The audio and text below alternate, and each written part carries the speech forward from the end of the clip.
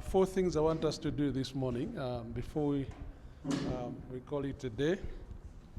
First of all, I want to take you a little back to the old concept of the genre of the book, the type of literature. There are some of the things I want us to understand on the genre of the book. Then the second thing, I will take you back to the structure of the book of Revelation.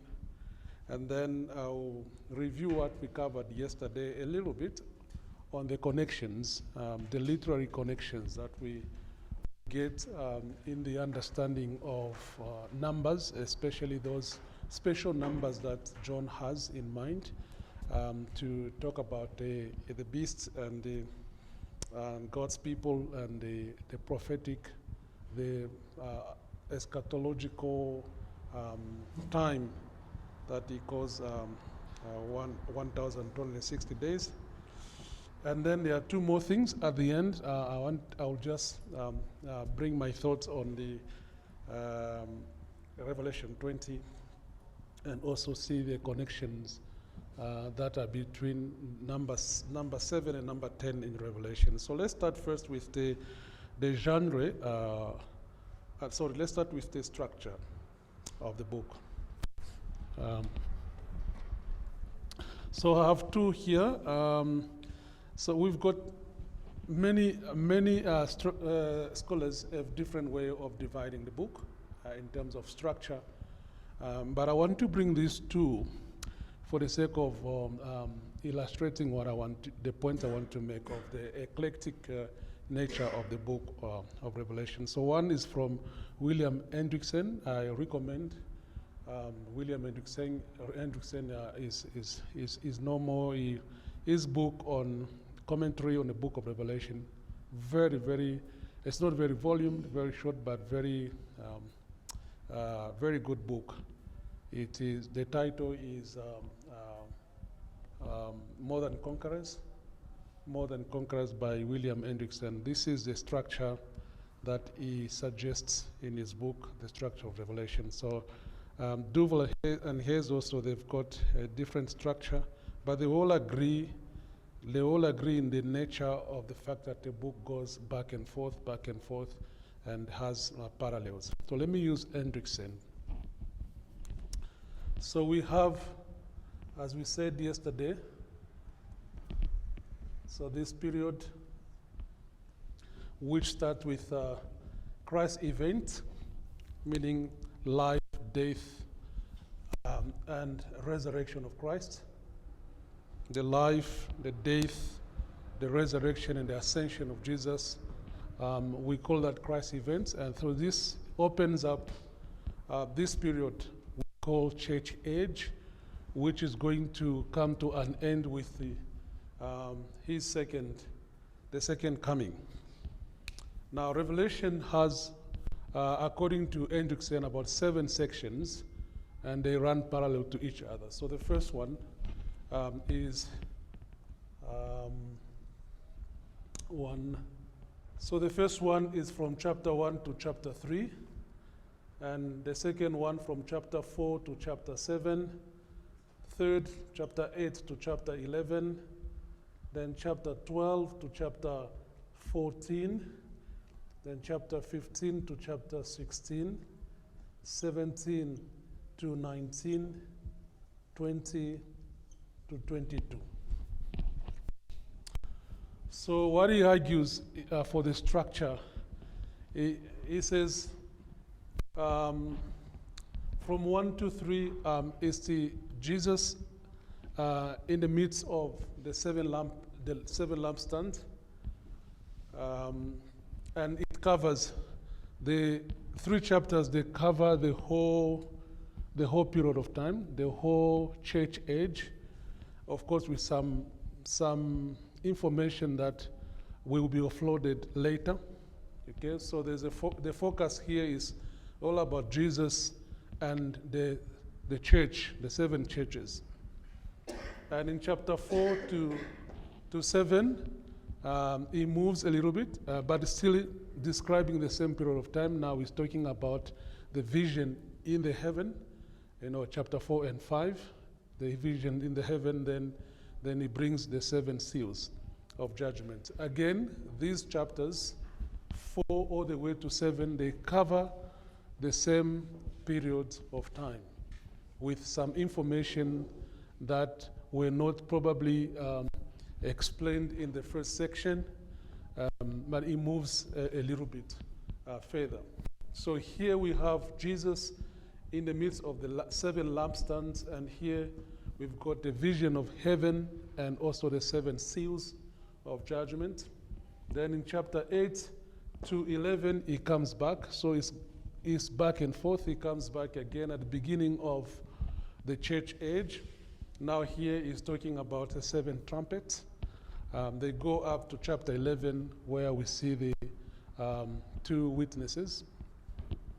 So the whole of this part is a section on its own, and it spans from the first coming of Jesus until the second coming of Jesus.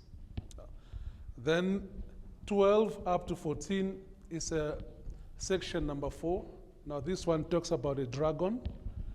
Again, it takes us back to the beginning, gives us the whole background, because what we get here already is the idea of the cosmic battle, and chapter 12 gives us the background now of where that comes from. So we've got the dragon and his allies that are helping him, the dragon against the people of God. So chapter 12, it goes, by the time you get to chapter 14, you have already an idea of the judgment, the final judgment.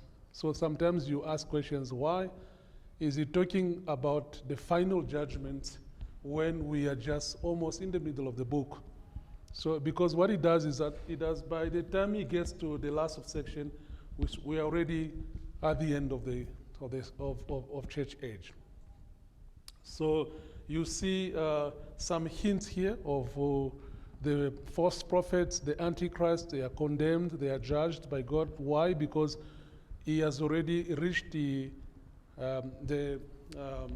end of the church age, but it doesn't give us quite a lot of information about the Armageddon battle, which he will explain later with a lot of details in another section. Okay, so 12 is the dragon, is a symbol of the devil, and the beast, the forces of evil, and then here, what he does deliberately, he gives us the devil. He shows the devil as the main character who is against the progress of the people of God. And then in chapter 13, he introduces 2 more forces of evil: the beast out of the sea, the beast out of the land. And then he doesn't tell us much about Babylon.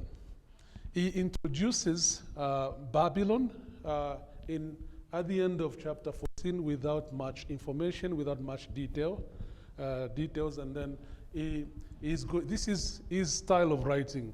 So then he's going to give more information later. It's just like here in chapter 13 when he's talking about the beast out of the sea. He tells us the beast has got 10 heads and 10 horns, and then one of those has got a horn, but he doesn't tell us which one of those. He leaves that until the other section. By the time we get to this section, because in this section where we get chapter 13, the information we get about the beast is not really much. Deliberately, on purpose, it doesn't give us much of information until when we get to chapter 17. Now he's talking about the judgment of the great harlot, the prostitute, who is riding the beast. And now that he's talking about the judgment of the harlot, then he comes back to tell us what he did not tell us in chapter 13 about the beast. That's what he does. So chapter 15 all the way to 16, we see now the 7 balls of judgment. They come, and then chapter 17 to 19, that's the fall of Babylon, who is another ally of the dragon. And then chapter 20 to 22, that's the great consummation. Okay. But one thing you shouldn't forget is that they run parallel to each other, and they span the same period of time. So from the first coming of Jesus until he comes back. So it goes back and forth, and sometimes it's up and down to help us understand what is going on there. For instance, when you get to chapter 12 here, you find it takes us up, telling us the conflict that was between Michael and the dragon, and then after that, when the devil is thrown down, it takes us back. He comes back to give us the aftermath or the result of the consequence of that. Now that the devil has lost his place as an accuser of the brothers in heaven, but he still has his position as a persecutor of the people of God on earth. So after explaining what has happened up there, he brings us down to tell us what the devil is able to do now on earth against the woman, against the son, the child who was born, and against individual believers. So this structure of up and down, back and forth, is important because it is going to highlight a lot of difficulties we have to understand Revelation 20 also, because Revelation 20 is another chapter which has the up and down and back and forth. Okay. So first you need to agree that this is the structure of the book. This is the structure of the book, and there's a lot, is highly symbolic, and so much that when we get to chapter 20, you see that it takes us back again. So when it's talking about the binding of the devil is going to be bound for 1,000 again. So don't think he's progressing. So he is back.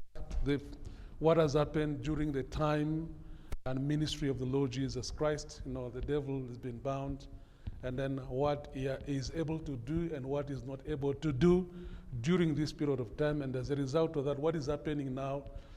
Because what it does in chapter 20, it takes us first in the abyss, because remember the geography of the book of Revelation is heaven, earth, and underneath, right? That's what we said. So heaven and earth is where the battle is happening. The cosmic battle is happening between the forces of good and the forces of evil. And also underneath, that's the place where we find a lot of judgments happening, a lot of punishments happening. And this is what it does here in chapter 20. It begins by telling us that we go in the abyss, we go underneath where the devil is bound and the devil is punished symbolically. And then as a result of that, it takes us back and see what is happening. Straight from underneath, it takes us in heaven to tell us what has happened as a result of the fact that the devil has been bound now, and then what is happening to the believers. The believers are vindicated. Now they are able to reign with Christ. Now they are having the idea of the first resurrection, all of those ones. So these ideas will help you to solve the battle. So I don't have much time to go into Revelation 20 now. Maybe we'll see at the end of this. Just to explain how the structural element of the book helps us a lot to understand even chapter 20. So keep that in mind, that Revelation is a back and forth kind of book and up and down all the time. And all these sections, they are not like progressing, in a chronological way. But Revelation goes, this is his way of writing, goes back and forth to understand. So this is what I wanted us to understand first in terms of the structure. Now let's move. The second thing I want to share with us this morning is now the genre of the book. Yeah, so now this is also important now. After we have agreed on the structure of the book, now let's look at the genre. Last time I said that a major part of interpreting the Bible properly is paying careful attention to the literary genre. It is like playing a game with the right set of rules. So we get into Revelation, we are in a different game altogether. And therefore we need to respect and obey the rules, the set of rules of how the book of Revelation itself wants us to read it, because it's different. If we really want to grasp this mysterious and captivating book, we need to understand the kind of book it is. it is intended to be. Let us now look more closely at the literary genre of Revelation. So like it is with every book of the Bible, we must first notice the form of the book of the book of Revelation, what the book of Revelation takes, what's the form. So we have two questions here. So the question of, before we ask what it means, what does it mean, then we need to start with how does it mean, so that we understand the set of rules of how the book itself has been formed together. Revelation is unique, dear friend. Unique, especially in the New Testament. Unique in the sense that it is the only prophetic book we have in the New Testament. The only prophetic book we have in the New Testament. In that sense, it's very unique. But when it comes to each genre and the type of literature, the way it has been written, it is threefold, that's as I mentioned. So Revelation is prophetic, Revelation is apocalyptic, Revelation is a letter. And three things, you see prophetic, apocalyptic, and later, but the main framework of the whole book of Revelation is narrative. So it is narrative, and then through narrative, that's where we see the prophetic and apocalyptic messages are being conveyed in that framework of narrative. Sorting out the first critical issue of what kind or form of literature is the book of Revelation, this is very, very critical. I've already explained the metaphor that many linguists have used to describe the literary genre is that of a game. So don't go into Revelation without understanding the rules, or maybe applying the rules, the set of rules of other different types of literature you come in Revelation, you may have a lot of difficulties. So we must understand how apocalyptic literature works. We must understand the set of rules of the book itself. This is because the apocalyptic is the type of literature used by the seer of Revelation to convey his message. His book is also used as a letter. His book is also used as narrative and also as prophecy. Now let's start three things. Because we've said it's a threefold kind. So it is a letter, it is prophetic, it is also apocalyptic. Let's start with the letter, which is very short. The book of Revelation opens as just like any other letter. So if you've got your Bible with you, so the book opens and closes like a typical New Testament letter. The way it opens and the way it closes, just like any. So the revelation of Jesus Christ, which John gave him to show his servant. This is a prologue, an introductory one, and then he goes on to say greetings to the 7 churches, just like any typical New Testament letter. Even the way it closes just like a typical New Testament letter. Now this suggests that the whole book of Revelation is a single letter that was meant to be circulated among 7 specific churches in Asia Minor, Ephesus, all the way up to Laodicea. So that's the first type of literature we get in the whole book was a letter. Is a letter because we can see some features of a letter. The way it opens, even the way it closes, just like a New Testament, a typical New Testament letter. That's the first one. The second one now is Revelation is not just a letter, it's also prophecy, and this is important. It's also prophecy. Now we need to begin with a statement of what prophecy is not. When we talk about prophecy, what do you think? What comes to your mind? What do you think about prophecy? First and foremost, let's clarify what prophecy. So the primary trait of prophecy in the Bible, most of the time we think, when we hear about prophecy, we have an idea of foretelling. We think of predicting the future. And yet in the Bible, even all those prophetic books we read, prophecy, really nothing to do with foretelling the future. That's not futuristic than it is commonly thought. Pick the book of Isaiah, for instance. Pick the book of Prophet Jeremiah. Ezekiel and so forth, and how much futuristic messages you get from there. So not much of the future. They are not primarily there to predict the future. They are not really futuristic, you know. Prophecy is not about foretelling future, even though you may get some in there. Even when prophets future, most of the time is impending future. Is future in their which is coming in the near future, something like that. So a biblical prophet is someone whose primary task is to tell forth the messages from God rather than foretell the future. So forthtelling rather than foretelling. So a biblical prophet is someone who is there to evaluate or maybe to interpret the life of a nation or individuals, their religious life, their social life, in light of the law, in light of the Torah, and then the prophet tells them what God thinks about them. So it's about speaking God's message to the people rather than to foretell. It's about speaking to them. That's the primary. Now, if the term prophecy thus mainly signals the content, now let's focus on the content of these books of prophecy, because the book we are dealing with in Revelation is not just a letter, it's also prophecy. Now, if the term prophecy thus mainly signals the content of a prophetic book rather than its literary form, what characterizes the content of a prophetic book? You pick the book of Jeremiah, Micah, or Zechariah, all these prophets.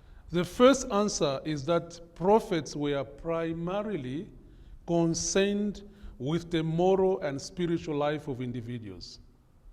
It's not much about the future, it's not much, no, it's about what is the moral life of the nation? What is the spiritual life of the nation? What is the moral life of individuals? What is the spiritual life of individuals and the nation and all believing community in there and now? That is the first concern. Please take that and understand. The first concern of a biblical prophet were very primarily the moral life of a nation, the spiritual from God's perspective. Okay, so that's number one. Their concern was on the moral, and you'll agree with me. The reason why the book of Jude is actually as a prophet in that sense, because that was his primary concern, is about the ethical life of the people. Now you get all the books, all the prophetic books in the New Testament, in the Old Testament. You will see this is the primary concern of a prophet. Number two, in terms of the content, is that you find delineation of evil, a denunciation of it. So they denounce it. This is exactly what we get in the book of Jude, for instance. And then in light of that, when a prophet denounces what is evil, in light of that, he may bring also the prediction of a divine. That's where you find the elements of predicting coming. There's the judgment in light of what the prophet has actually denounced as evil. So prophets will stand and they will be very, very concerned about what is going on, like corruption, immorality, injustice in the country, in the nation, and so forth. The prophet, they will stand and denounce those things, and also bring them up and also predict judgment against its account of the book of prophetic writing. This is what we see in 2 Peter. This is what we see in Jude as well. Jude denounces, the of the false prophets, and then he brings it. This is the second thing in the content of prophetic books. Okay, and the third thing also is the dominant harshness of prophetic discourse, which is balanced by consolation, promise of God's favor. Gets for instance the book of Isaiah. You read the first part of Isaiah, chapter 1 all the way to chapter 39. That's why the book of Isaiah is known as a mini Bible. A mini Bible in the sense that Isaiah's got 66 chapters, right? And the first part of Isaiah is 1 to 39, just like we have the 39 books of the Old Testament. And then that's the first part of Isaiah. The first part of Isaiah is considered more like the Old Testament, and the second 40 to 66 is more like a New Testament. That's why Isaiah is known as a mini Bible. Now you get in Isaiah the message of harshness, because this is what we expect in the content of prophetic material. It says harshness, I think get the book of Jude. You see how Jude is very harsh on false prophets. This is what we would expect. So there's a harshness of prophetic discourse, but also coupled with the message of consolation and the promise of God in the future. And this is exactly what you get also in the book of Revelation. Revelation is like that. That's why Revelation is not known only a letter, because it opens as a letter, it closes as a letter, but apart from being a letter, is also prophetic. Prophetic in the sense that it denounces evil. The concern of the book, you read from the pages of the book of Revelation, you find that it's very much concerns about the spiritual life of the people now and here. It's very much concerns about the moral life of people. This is what we'll expect in a prophetic message, right? And you also see that Revelation is very harsh, the language that it uses. This is the reason why it is very prophetic and also denouncing evil and also predicting that judgment. More than that, dear friend, Revelation is not just prophetic, It is also apocalyptic. Okay, now there should be some apocalyptic materials and a material which is apocalyptic and also prophetic. Sometimes they overlap in what they share in common, but apocalyptic as said you can't get in prophetic. So Revelation is also apocalyptic. Now listen to this. So apocalyptic writing at first glance seems like prophecy. So when you read all these apocalyptic literature at first glance, you may think, this is prophetic, right? But the differences between the two are more extensive than the similarities. So what is similar in these materials, prophetic and apocalyptic, what is similar is the authoritative voice of the writer or the speaker. There's that authority. And prophecy and apocalypse are both revelation from God. This is similar. Whether we're dealing with prophetic or apocalyptic, it's revelation from God. The book of Revelation is revelation from God, and then you find the overlap in those ones. But they've got also differences. There's an overlap of the general content and of the two types of discourse. Because both of them, they denounce evil as it exists in the world. So when you read the book of Revelation, you find how it denounces evil, in the first century period of time when John was writing. And both of them, apocalyptic and prophetic, they all predict God's judgments and the punishments of it now and in the future.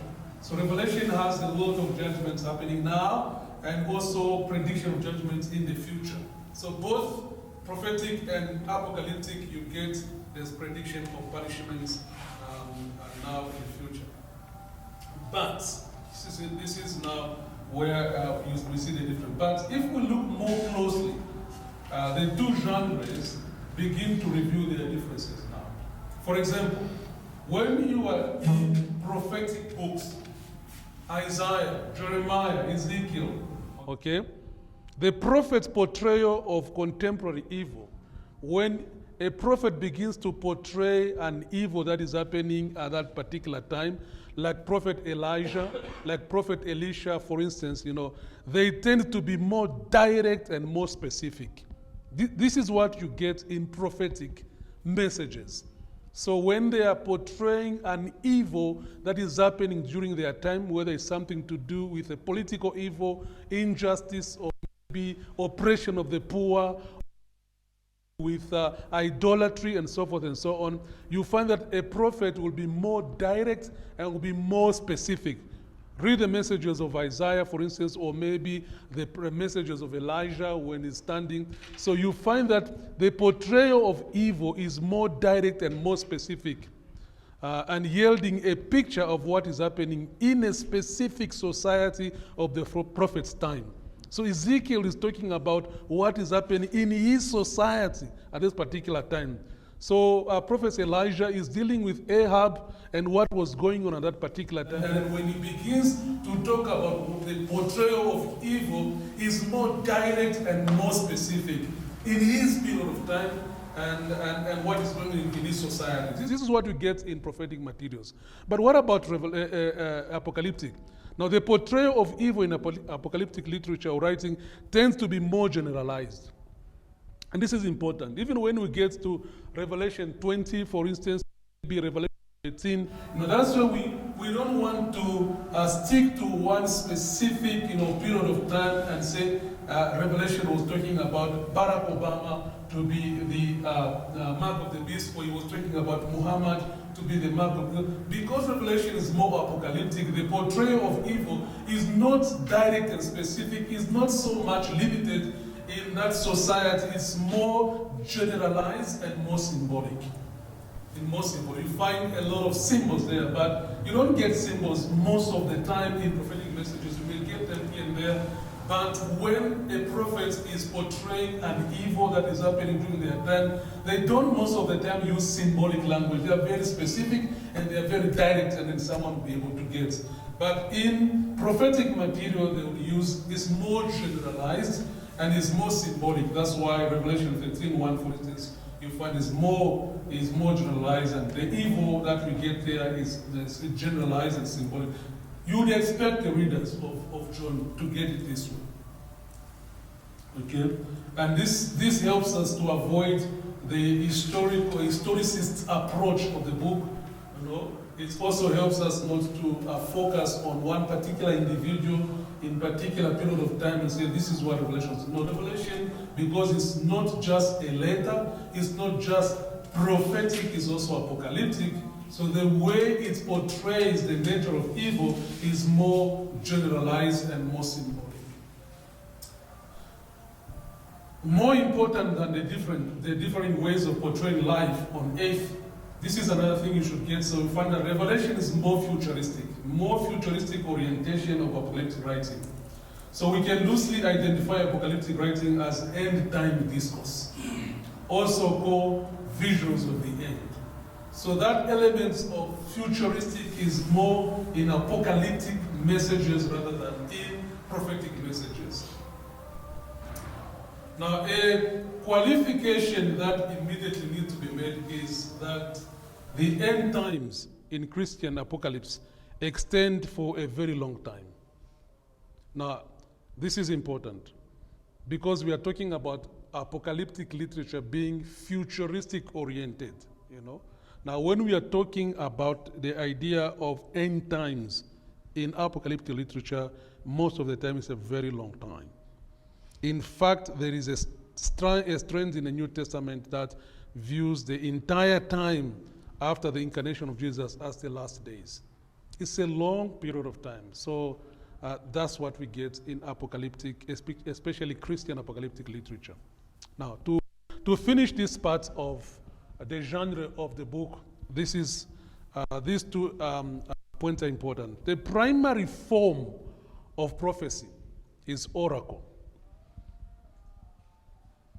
The primary form of prophecy is oracle, a message from God, frequently bearing either the formula or a sense of "Thus says the Lord," "Thus says the Lord." So you may get some visions here and there in prophetic material, but that's not a primary form.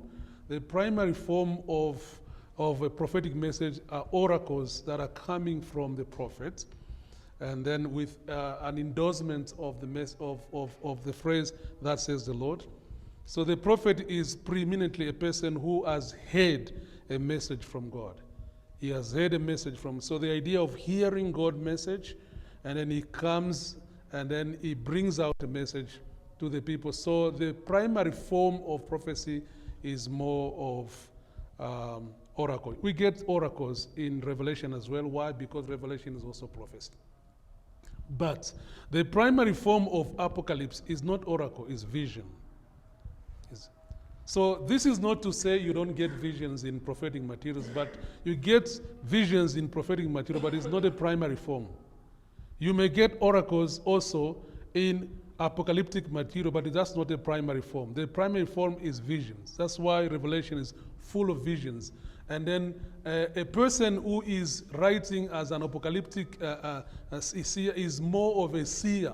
So it tells us what God has shown him. That's why you find Revelation is full of I saw, and I've looked. And so a lot of visions. That's the form you get. Most frequently accompanied by the formula of what the author has seen or what God has shown him.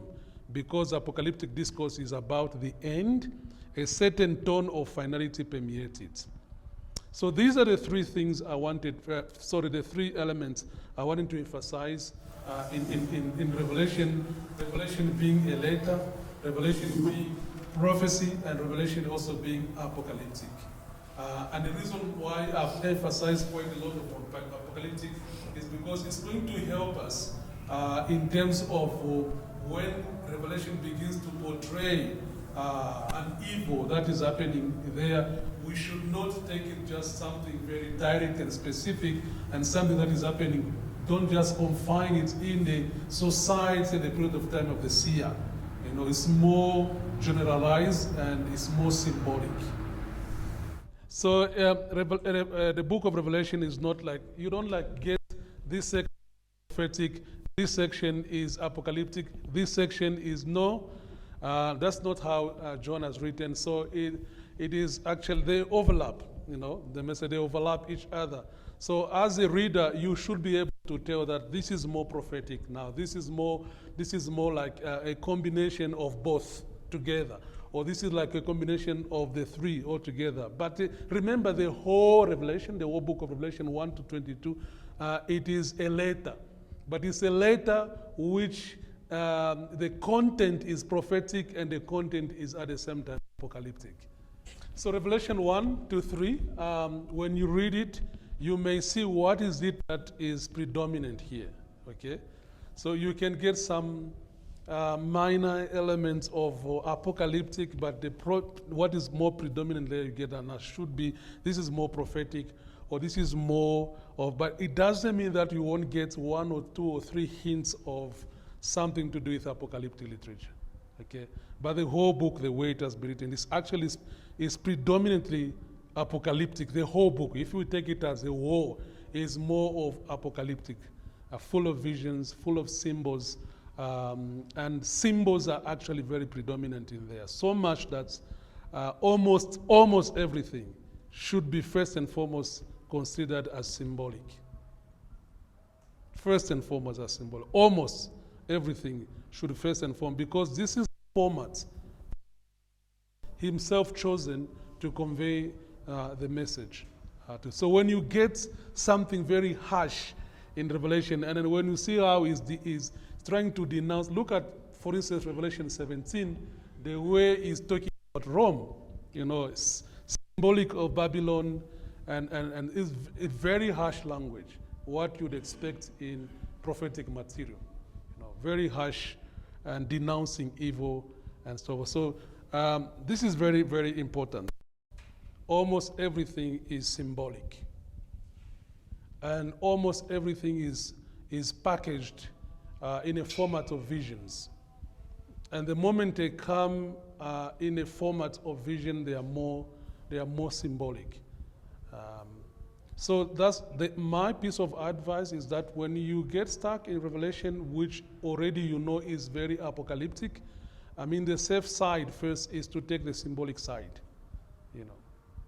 Take the symbolic side first. You might be wrong, you might be right, but that's where you are safe, because you know the type of literature you are dealing with, and the writer was conveying things in a, and this is good, especially for controversial chapter like chapter 20, chapter 20 of Revelation, where you find the devil is bound, the believers are reigning, the saints souls for 1,000 years, and so forth and so on. You find that chapter 20, even for those who take it literally, to think that there will be a period of time, a dispensation of millennium that will come, even for those who take it literally like that, they will agree with us to say chapter 20 is more, those 4 verses or 6 verses, they are full of symbolic language than literal language. Because even the devil, how is he bound? You know, the chain, all those things, they are very symbolic. They are very symbolic. So we should be very consistent in the way we understand it. And also we should follow how the writer himself wants us to understand. Whenever there is an allusion, Old Testament allusion or echo, or maybe a New Testament writer takes us to the Old Testament. So what we do first, we go back in the Old Testament and see what that particular allusion meant, what that particular text, context of the Old Testament, whether it means the same thing. Most of the time it doesn't, and sometimes it does. Let me give you a good example before John. Good example, for instance, is the example of Ezekiel chapter 9. Ezekiel chapter 9, as the language you get in Ezekiel chapter 9 is exactly what you get in Revelation chapter 7, verse 1 to 9. Okay? But they are not talking about the same event. Because Ezekiel chapter 9, in the context, Ezekiel is talking about the impending destruction of Jerusalem. Jerusalem is about to fall into the hands of the Babylonians, and then God is going to protect his people. And what is more striking in that passage is that when the fall of Jerusalem happened, not only people were not like physically protected. And then you wonder what is going on, because many of them actually were taken into captivity. And then the physical consequence of the fall of Jerusalem, befell almost everyone, including the righteous people there. So the book is talking about, Ezekiel is talking about how God always will take care of his people spiritually, even if they may actually fall into some kind of physical dangers and so on. That's very similar to what we get in Revelation chapter 7, verse 1 to 9. We're not talking about the fall of Jerusalem at all, but it's talking about what's happening now during this period we call the church age. Okay? So sometimes it is the New Testament writer will give us full meaning, the fuller meaning, or sometimes the New Testament writer will give us what we call the replacement. Say what was written there, it is replaced. Sometimes there's continuation, there's continuity. What you get is the principle that may apply.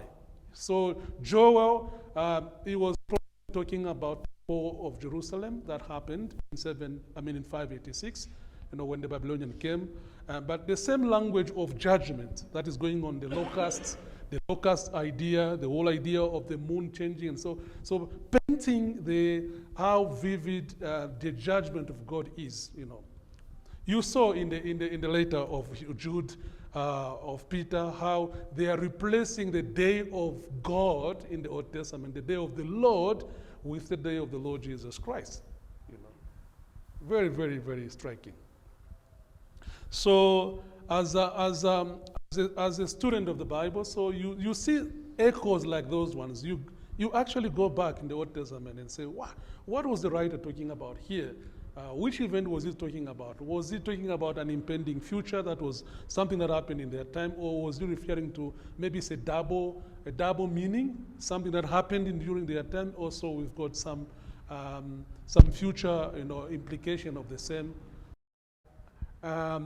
Is to make a point to say when John is writing, he's not writing to people that he knew that they were going to be confused. There were a lot of apocalyptic materials already circulating at that time.